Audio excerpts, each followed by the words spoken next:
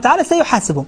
لكن الأمة الصادقين من المؤمنين أصبح الحسين يلهمهم، أصبح الحسين مثال الشجاعة، مثال الفداء، مثال التضحية. الحسين هو الذي علم الناس إن كان دين محمد لا يستقيم إلا بقتلي فيا سيوف خذيني. الآن الإعلام ما الذي يحصل في عاشوراء؟ في عاشوراء يعني يحصل أشياء كثيرة، في محرم تحصل أشياء كثيرة. محرم عند الإخوة الشيعة الإمامية خاصة محرم موسم ثقافي ديني اجتماعي في يعني أنا أتمنى لو عندنا 1% من المحاضرات أو النشاط الثقافي الديني الذي عند الإخوة الإمامية في محرم في أي وقت من أوقات السنة، بدون ما تعمل دعاوي ولا غيره ولا نشاط لتحث الناس على القدوم، تجد أنك أمامك 3-4 ألف 5 ألف 10 ألف يستمعون إليك، وتقدم محاضرات ثقافية كبيرة جدا. تنطلق من الحسين، صحيح يمكن أن تسمع ذكر الحسين، مش مشكلة، لأن الحسين يمثل كل قيم الرسالة، كل قيم الدين، كل قيم البطولة تجسدت في الحسين. لذلك ورد عن رسول الله حسين مني وأنا من حسين، أحب الله من أحب حسينا. نحن عندنا هنا نحيي حول الحبيب علي حبشي، موجود سنويا نحيي حول ذكرى وفاته.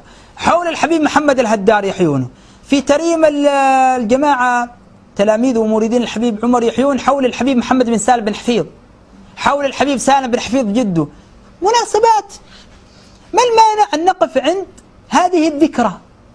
لا نقول للناس أن نأخذ خذوا الحسين كعبرة. مثلا أسبوع الشيخ محمد عبد الوهاب، وذكرهم بأيام الله، ما المانع؟ صم عاشوراء لا مانع، صم عاشوراء وصلي واعبد ربك، لكن أن تذكر الحسين، أن تستلهم من الحسين، أن تعرف ماذا جرى. شيء مؤسف إنه مثلا إنه نحن أهل السنة في عاشوراء أو بعضنا طبعا يشتغل بماذا؟ يشتغل أن ينقل مظاهر أو شعائر التطبير التي يعني رؤوس الإمامية اليوم مثل السيد الخامنئي غيرهم من العلماء الكبار المراجع يحرموها. يجيب لك يأخذ لك مجموعة مقاطع، مجموعة يدمون دماهم، يلا شوفوا الشيعة. هذا ظلم، ليس كل الشيعة يعملون هكذا، بل في إيران لا يسمح لهم بهذا أبدا. عندك مسقط يتبرعون بالدم مثلا، يتبرعون بالدم. ما في هذه الشعائر بهذه الصورة الوحشية. هؤلاء ليسوا وحوش، هؤلاء بشر.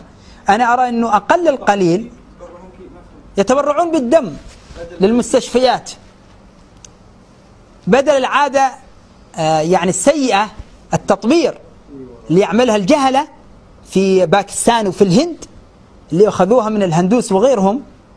هؤلاء يتبرعون بالدم للمستشفيات وتقام محاضرات، ادخل محاضرات محرم. شوف الفعاليات الموجودة في عمان وفي غيره. هذه أمثلة. الخلاصة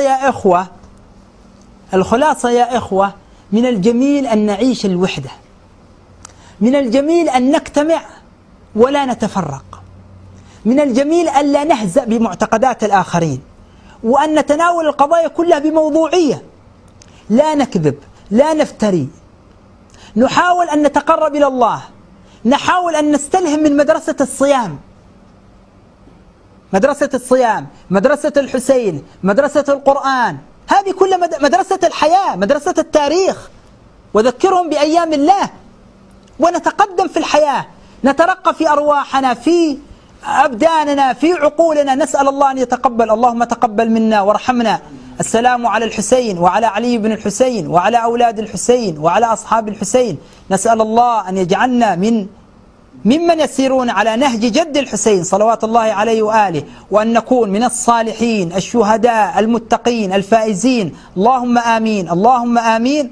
وصلى الله على سيدنا محمد وآله وصحبه، والحمد لله رب العالمين.